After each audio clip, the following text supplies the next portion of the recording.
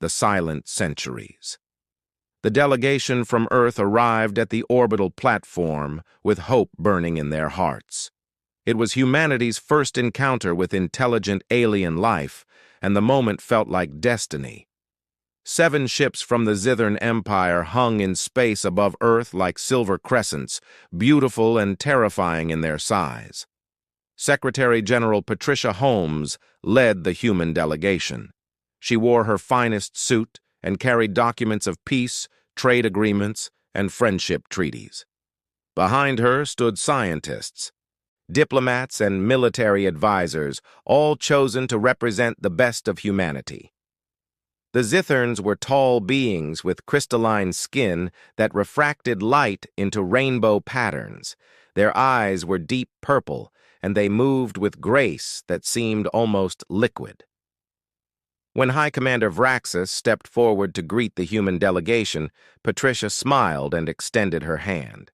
Vraxis looked at the hand for a long moment, then he laughed. It was not a kind sound. Within 2 hours, the Zithern fleet had positioned weapon satellites around Earth. Within 6 hours, every major city on the planet received the same message. Humanity would surrender completely or face extinction. The people of Earth watched their leaders on screens around the world as Patricia Holmes stood before cameras with tears streaming down her face. She read the terms of surrender in a broken voice. Earth's military would disband. All weapons would be destroyed. Humanity would serve the Zithern Empire and the wider Galactic Council as a labor species. There would be no negotiation. Some nations wanted to fight. Brazil launched missiles at the nearest Zithern ship. The missiles simply vanished before impact, dissolved by technology humans could not understand. China sent fighter jets. They fell from the sky as if swatted by an invisible hand. Russia threatened nuclear response.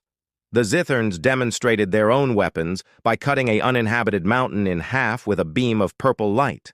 The message was clear. Humanity had reached for the stars and found something far beyond their ability to resist. 48 hours. After first contact, Earth surrendered. The Zithern Empire issued humanity's new designation, Labor Class 9. It was the lowest classification in the galactic hierarchy. The Galactic Council consisted of 47 species arranged in 9 classes. Class 1 species were the rulers and decision-makers. Class 5 species had limited rights and could own property. Class 9 species had no rights at all. They existed to work. The transformation happened quickly. Zithern officials arrived on Earth and began organizing the population.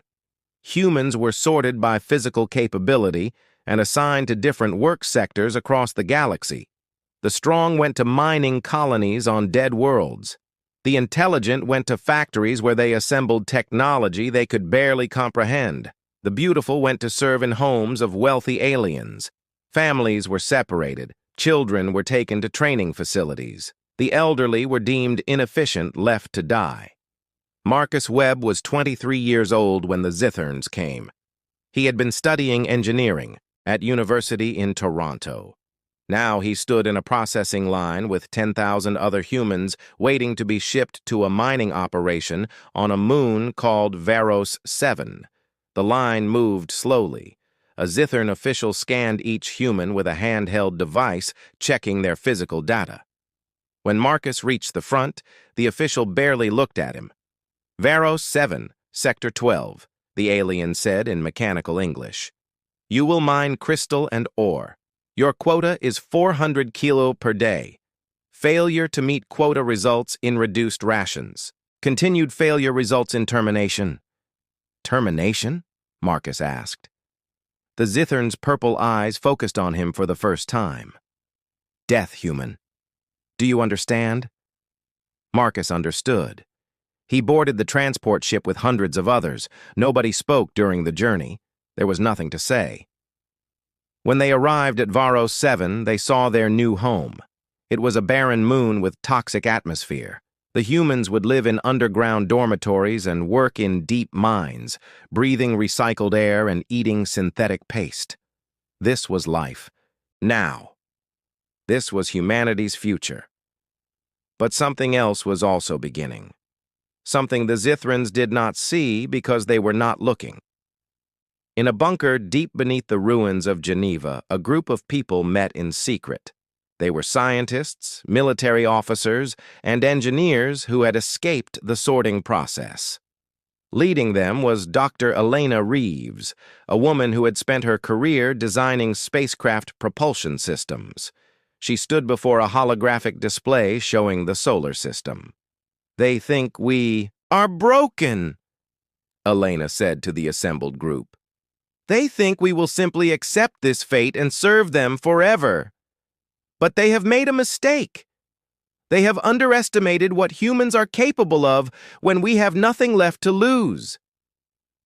One of the military officers, Colonel James Yu, leaned forward. "What are you proposing, Doctor?" Elena touched the holographic display and it zoomed outward, past Neptune, past the scattered rocks of the Kuiper Belt, into the vast, empty darkness of the Oort cloud. "Out there," she said, "is space that the Zithrans consider worthless. No planets, no resources they care about, just ice and rock and darkness. They will never go there. They will never look there." "And what would we do there?" another scientist asked. Elena's eyes burned with intensity. "We build. We build in secret. We build weapons that will make the Zithrans regret the day they came to our world. We build for as long as it takes. And when we are ready, we show them that humanity does not break. We bend, we adapt, but we never break." They called it Project Exodus. The name was ironic. They were not planning to leave. They were planning to stay and fight. But the fight would not come for many years. Perhaps not for generations. This would be the longest war in human history, and most of it would be fought in silence. The first challenge was getting people and resources to the Oort cloud without detection. The Zithrans monitored all major human activity, but they considered humans too primitive to be a real threat. This arrogance became humanity's greatest advantage. Earth was allowed to maintain some mining operations in the outer solar system because it provided basic resources. The Zithrans accepted shipments of ice and minerals without much inspection. They never imagined that every mining vessel carried hidden passengers. Captain David Okafor flew one of these mining ships. The vessel was called the Perseverance, and it looked exactly like what it was supposed to be. An old, ugly cargo hauler that barely stayed functional. David was 40 years old, a former commercial pilot who now spent his days hauling ice from Saturn's rings. At least that was what his official record stated. In reality, David made the journey past Saturn, past Uranus and Neptune, into the outer darkness where no Zithran had ever traveled. On his fifth secret run, David carried 23 passengers hidden in cargo containers modified with life support. They were engineers and construction workers, volunteers who knew they would never see Earth again. They would spend the rest of their lives in the hidden facility that Project Exodus was building. One of the passengers was a young woman named Sarah Chen, barely 19 years old. Before the Zithrans came, she had dreamed of becoming an architect. Now she would help build something far more important than any building. The facility in the Oort cloud started as nothing more than a hollowed asteroid. Humans used mining equipment to carve out the interior, working in zero gravity and brutal cold. They built life support systems from salvaged parts and stolen technology. They created hydroponic gardens to grow food. They assembled living quarters that were cramped and uncomfortable, but functional. And slowly, very slowly, they began construction on something enormous. The design came from Elena's team.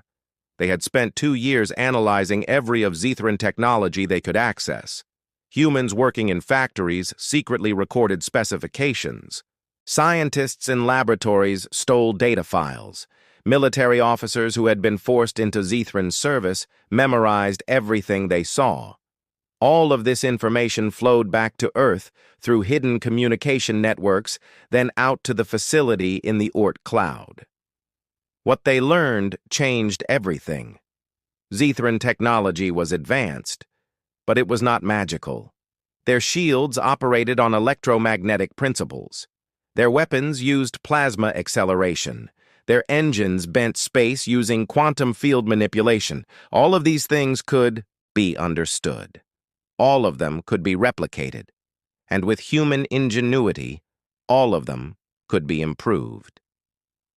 Elena stood in the construction bay and watched as the first skeleton of the first ship took shape. It was impossibly large. The frame alone stretched for kilometers in every direction. When complete, it would be the size of a small moon, a weapon platform carrying enough firepower to fight an entire fleet. They would build 12 of these vessels, one for each month of the year, one for each opportunity humanity had, missed to fight back. The work was brutal. People died in construction accidents. Equipment failures killed entire work crews. The cold of deep space was unforgiving. But for every person who died, 2 more volunteered to take their place because everyone understood what was at stake. This was not about revenge, though revenge burned in every human heart. This was about survival. This was about proving that humanity deserved to exist as equals, not slaves. Years passed, then decades. The children who had been born into slavery grew into adults who had never known freedom. They learned to smile at their Zethran masters while hate lived behind their eyes. They learned to bow and obey while dreaming of the day when they would stand tall. And in secret places, in whispered conversations, parents told their children about Project Exodus, about the ships being built in darkness, about the day that was coming. Marcus Webb, now 51 years old, still worked in the mines of Varos 7. His body was scarred from years of hard labor. His lungs were damaged from breathing recycled air, but his mind remained sharp and his hands remained steady. When a new shipment of mining equipment arrived, Marcus carefully inspected every piece. Hidden inside one drill assembly, he found what he was looking for, a data chip no bigger than his fingernail. He read the message later, alone in his sleeping quarters. It was from Elena. The first ship was nearly complete. The Titan, they called it. Within 5 more years, all 12 vessels would be operational. The message ended with 3 words that made Marcus's eyes fill with tears. We remember you.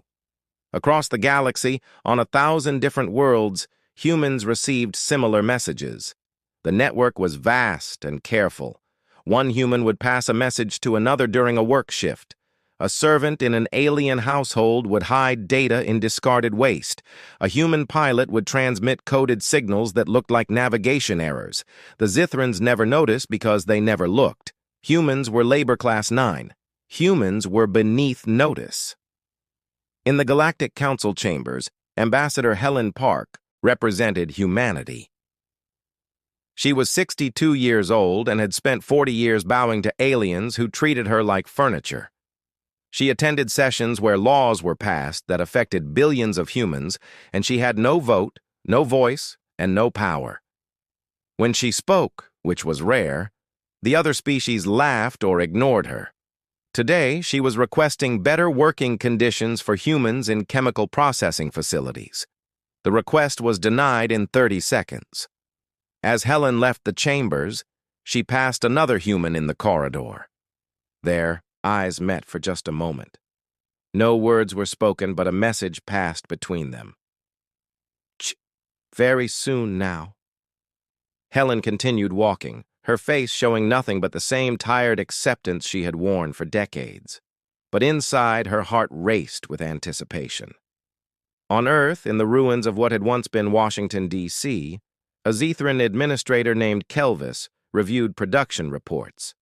Human efficiency had remained constant for 92 years. They met their quotas, caused minimal problems, and showed no signs of rebellion. Kelvis marked the report as satisfactory and moved on to other matters. Humans were boring. Humans were reliable. Humans knew their place.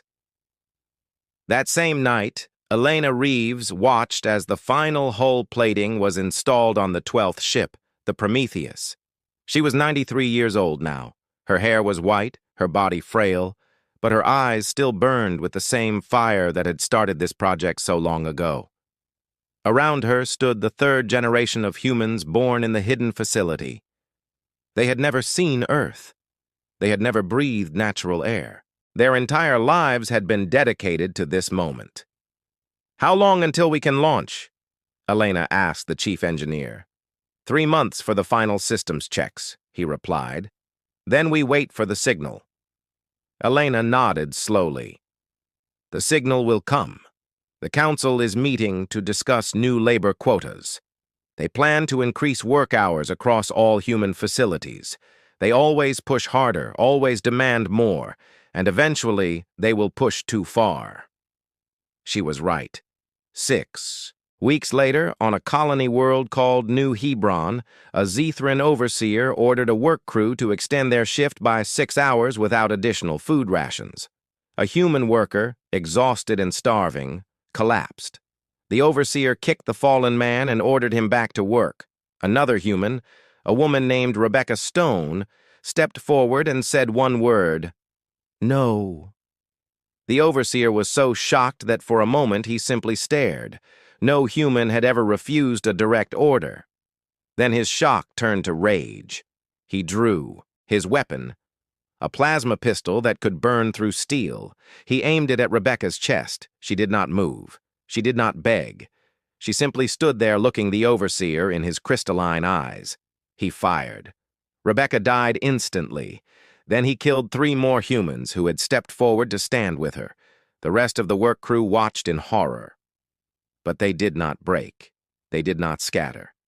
Instead, they formed a line standing shoulder to shoulder waiting for death. The overseer hesitated. Something was wrong. Humans were supposed to be afraid. They were supposed to submit. This was different. He called for reinforcements. When Zethran soldiers arrived, they found 200 humans standing in absolute silence, refusing to work. The soldiers opened fire. 83 humans died that day. News of the massacre spread through the human communication network within hours. On Earth, the secret council met. The vote was unanimous. 3 months later, precisely at midnight Galactic Standard Time, 12 massive shapes appeared on every sensor screen in the civilized galaxy. They emerged from the darkness beyond Neptune like gods awakening from sleep. Each vessel was 30,000 kilometers in diameter, black as space itself, covered in weapon systems that made Zethran warships look like children's toys. The Titan, Prometheus, Atlas, Hercules, Thor, Odin, Zeus, Ares, Athena, Mars, Jupiter, and Victory. 12 planet-sized warships that humanity had built in absolute silence over 92 years. They hung in space above Earth, their presence impossible to deny or dismiss. And then, from the lead ship came a transmission that reached every inhabited world in the galaxy. The voice belonged to Elena Reeves, now 95 years old and speaking her final words. "This is humanity. We are no longer Labor Class 9. We are no longer your servants. We have spent nearly a century preparing for this moment. We have built weapons you cannot match. We have technology you cannot understand. And we have one simple demand. Every human in the galaxy will be freed. Every human will return home, and humanity will take its place in the Galactic Council as equals with full rights and full representation. You have 48 hours to comply, the same amount of time you gave us to surrender. We will not ask again." The transmission ended. The galaxy held its breath, and humanity, for the first time in 92 years, stopped bowing. The revelation. The Galactic Council chamber erupted into chaos. Representatives from 47 species shouted over each other in a dozen languages. Holographic displays showed the 12 human warships hanging above Earth like ancient titans awakened from sleep. High Commander Vraxis of the Zithron Empire stood at his position, his crystalline skin flickering with colors that indicated extreme agitation. He had been the one to classify humanity as Labor Class 9. He had been the one to assure the Council that humans posed no threat. Now his career and possibly his life hung in the balance. "This is impossible," declared Ambassador Theron of the Cathar Collective. His insectoid features twitched with disbelief. "Humans lack the technology. They lack the resources. They lack the intelligence to construct even one vessel of this magnitude, let alone 12. "And yet the vessels exist," replied Counselor Mira of the Centauri Union. Her 4 eyes blinked in sequence as she studied the sensor data. "Our scans confirm solid mass. These are not holograms or tricks. Each ship registers power signatures equivalent to a star. How did we not detect this? Construction?" Vraxis slammed his hand against his console. "Because we trusted them to remain broken. We gave them mining rights in their outer system. They were supposed to be harvesting ice and minerals. Instead, they were building weapons in the darkness where we never looked." "Then you failed in your duties," Theron hissed. "The Zithron Empire was responsible for monitoring Earth. This disaster falls on your shoulders." Before Vraxis could respond, the chamber's main display activated without authorization. Every representative turned to watch as a human face appeared on the screen. It was an old woman with white hair and eyes that burned with intensity. Despite her age, she radiated authority and determination. This was Director Elena Reeves speaking from the bridge of the Titan.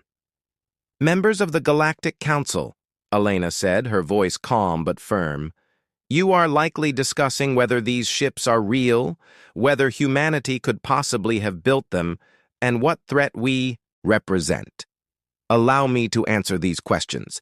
Yes, the ships are real. Yes, we built them over 92 years of secret work. And yes, we represent a threat to anyone who believes we will continue to serve as slaves." She paused, letting her words sink in. "Some of you may be planning military action. You may believe your fleets can overwhelm us through numbers. Let me demonstrate why that would be a mistake." The transmission switched to an external view. One of the 12 ships, the Athena, rotated slowly in space. A section of its hull opened, revealing a weapon array that glowed with blue energy. The targeting system locked onto an abandoned asteroid mining station in the belt between Mars and Jupiter. It had been a human facility once, before the Zithrons had deemed it inefficient and shut it down. A beam of concentrated energy lanced across space. It was not plasma, not laser, not anything the galactic species recognized. The beam struck the mining station, and the entire structure simply ceased to exist. No explosion, no debris field, just empty space, where a facility the size of a small city had been moments before. The weapon had converted matter directly into energy, erasing the target from existence. The council chamber fell silent. Even Vraxis, who had seen countless weapons in his long military career, felt fear touch his crystalline heart. That single shot had demonstrated power beyond anything in the Zithron arsenal, and humanity had 11 more ships just like it. Elena's face reappeared on the screen. "That was our secondary weapon system operating at 15% power. We have no desire to use these weapons against inhabited worlds. We built them as deterrents, as proof that we can defend ourselves. But make no mistake, we will use them if forced. Every human in the galaxy will be freed. We will have equal representation in this council. These terms are not negotiable. You have 47 hours remaining." The transmission ended. Counselor Mira was the first to speak. "We must comply. No species in this chamber has weapons that can match what we just witnessed. If we fight, we lose." "Impossible," Vraxis said, though his voice lacked its usual confidence. "If we surrender to human demands, it will inspire every labor-class species in the galaxy. The entire structure of the Council will collapse." Better collapse than annihilation, Mira replied. I am voting to accept their terms. But Vraxis was not ready to surrender. The Zithern Empire had spent 300 years building its power base in the Council. To lose that power because of former slaves was unthinkable. Within the hour, he had contacted the Zithern High Fleet. 2,000 warships began moving toward Earth. They would arrive in 30 hours, leaving 17 hours before humanity's deadline expired. Vraxis believed that even with their advanced weapons, 12 human ships could not fight 2,000 Zithern vessels. He was about to learn how wrong he was. On the bridge of the Titan, Elena watched the Zithern fleet approach on long-range sensors. Captain David Okafor stood beside her, now 78 years old and commanding the flagship of humanity's battle group. He had spent 50 years flying cargo ships in secret, transporting the workers and materials that built these vessels. Now he would lead them into combat. They are coming in force, David observed. 2,000 ships. They have not even tried to negotiate. They never negotiate with those they consider inferior, Elena said. Vraxis would rather risk war than admit humans deserve equality. Very well. Let us show him what humanity has learned. She activated the fleet-wide communication. All ships, this is Director Reeves. The Zithron High Fleet is approaching with hostile intent. We will not fire first, but we will demonstrate our defensive capabilities. Execute Protocol Sanctuary. Across all 12 ships, energy shields activated. But these were not ordinary shields. Human scientists had spent 90 years studying Zithron shield technology and had discovered its fundamental weakness. Zithron shields operated on a single frequency, deflecting attacks, through electromagnetic interference. Human shields operated on rotating quantum frequencies that adapted in real time to any attack. The difference was like comparing a lock with one key to a lock that changed its shape constantly. The Zithron fleet arrived in Earth's orbit with weapons charged. Admiral Cathus, commanding the fleet, sent one transmission. Human vessels, you are ordered to power down and surrender. You have 60 seconds to comply. Elena responded personally. Admiral, we will not surrender, but we also do not wish to kill your crews. Withdraw now and no one needs to die. Cathus laughed. You have 12 ships. I have 2,000. Your arrogance will be your destruction. He gave the order to fire. 2,000 Zithron warships opened fire simultaneously. Plasma cannons, missile batteries, and energy weapons all targeted the 12 human vessels. The display was spectacular, a light show that could be seen from Earth's surface. Enough firepower to destroy a planet struck the human fleet, and nothing happened. The human shields absorbed every attack without strain. The adaptive quantum frequencies simply adjusted to each incoming weapon, rendering them harmless. It was as if the Zithron fleet had been firing at nothingness. On the bridge of his flagship, Admiral Cathus stared at his displays in disbelief. His best weapons had been completely ineffective. Impossible, he whispered. Our weapons should have penetrated those shields. What technology is this? Elena's voice came through his communication system, calm and almost sympathetic. Technology you never imagined we could develop. Admiral, you have made your attempt. Now it is our turn. Watch carefully. The Titan rotated to face the Zithern fleet. Instead of firing weapons, it activated something different. A wave of electromagnetic energy pulsed outward from the ship, spreading across the entire Zithern formation. Every Zithern vessel suddenly went dark. Engines shut down, weapons offline, life support switched to emergency backup. The entire fleet had been disabled in seconds. What have you done? Cathus demanded, fear creeping into his voice. We have temporarily disrupted your ship's power systems, Elena explained. No permanent damage has been done. Your crews are safe. Life support will continue on backup power, but your weapons are offline and your engines cannot restart while our dampening field remains active. You are helpless, Admiral, and we achieved this without killing a single one of your people." She paused, letting the reality sink in. "This is the difference between us, Admiral. The Zitherns came to Earth with weapons and immediately used them to enslave us.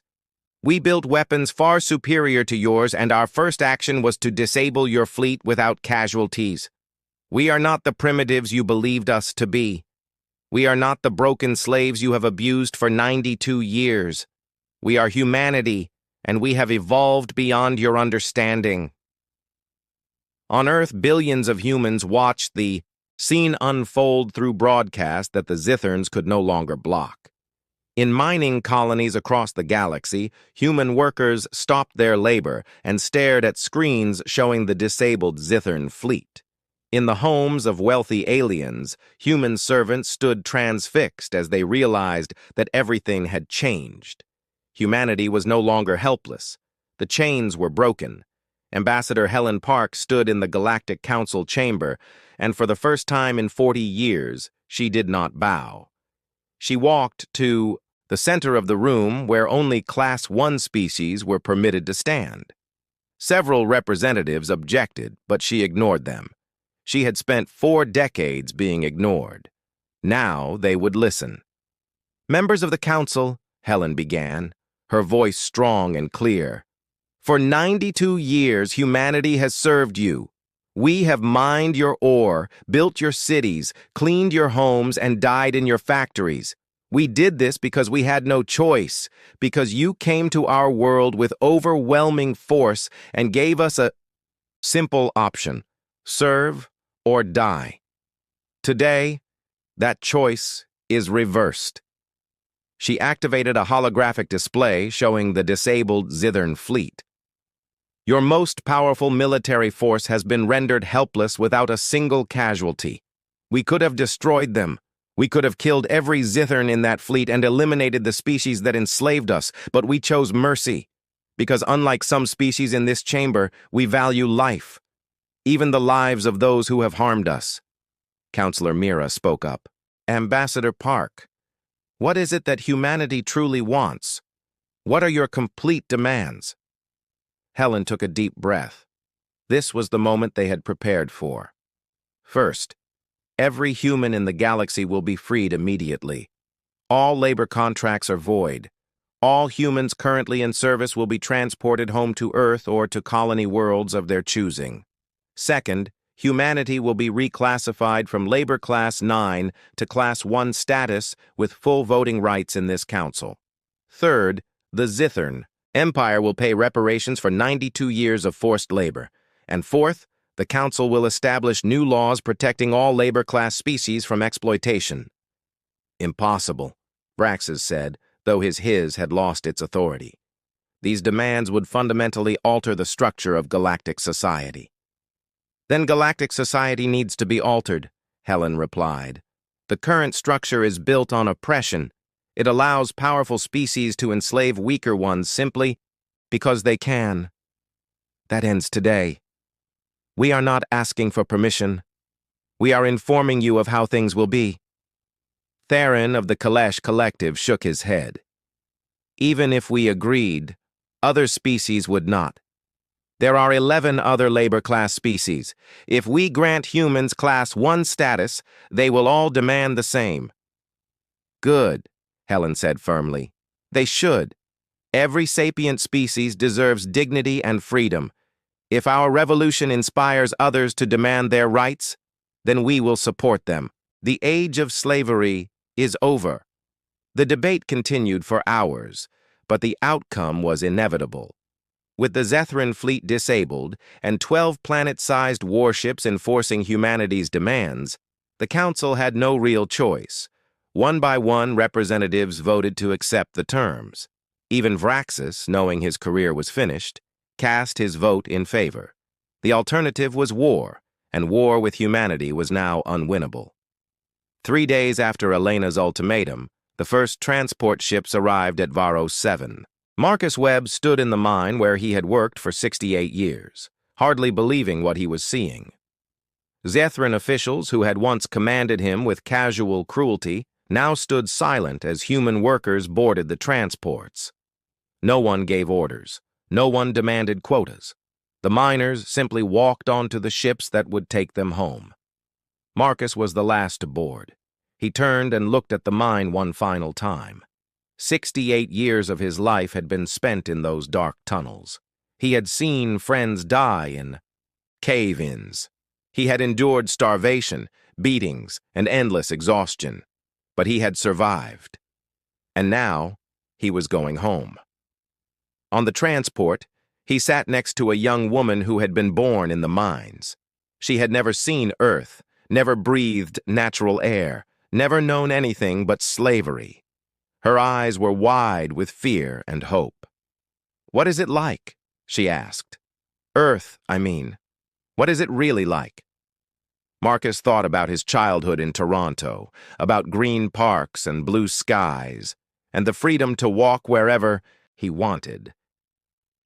"It is beautiful," he said softly, "and soon you will see it for yourself." Across the galaxy, similar scenes played out on 1,000 worlds. Humans left factories, left mines, left the homes of alien masters. Some had been in captivity for decades. Some had been born into slavery and never known freedom. All of them boarded ships heading home, hardly daring to believe their nightmare was finally over. On Earth itself, celebration filled every city. Humans, who had remained on the homeworld, living under Zith, ran occupation, poured into the streets. They looked up at the sky where 12 massive warships hung like protective guardians. Some people cried, some laughed. Some simply stood in silence, overwhelmed by emotion. After 92 years of occupation, Earth was free. Elena Reeves did not live to see the final transport arrive. She died peacefully on the bridge of the Titan, surrounded by the crew who had become her family.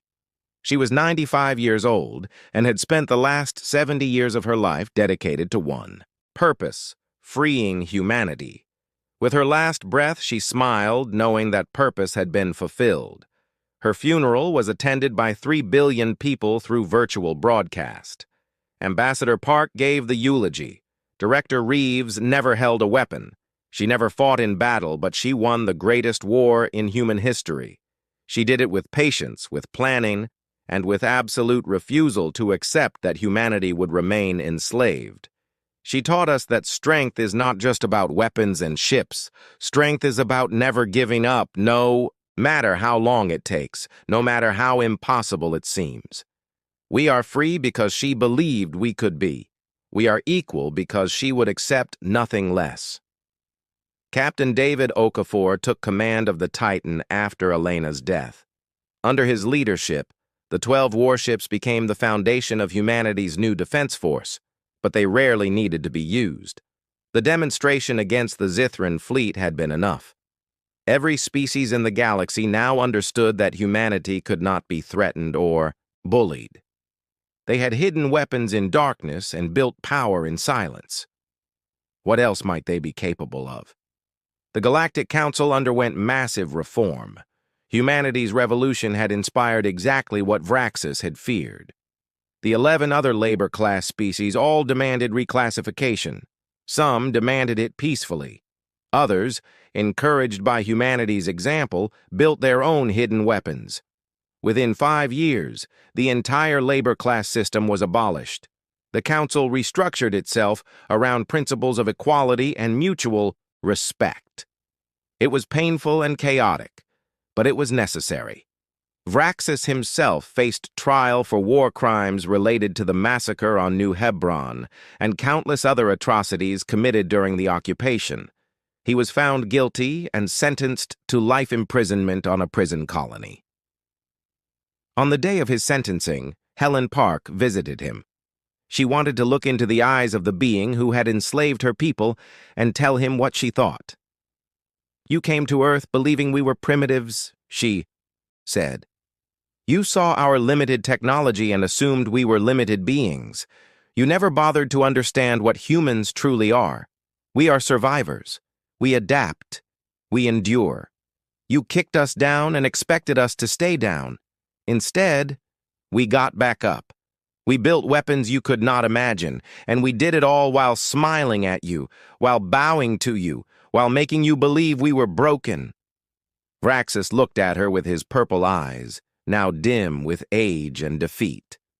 "I underestimated you. My entire species underestimated you. That mistake has cost us everything."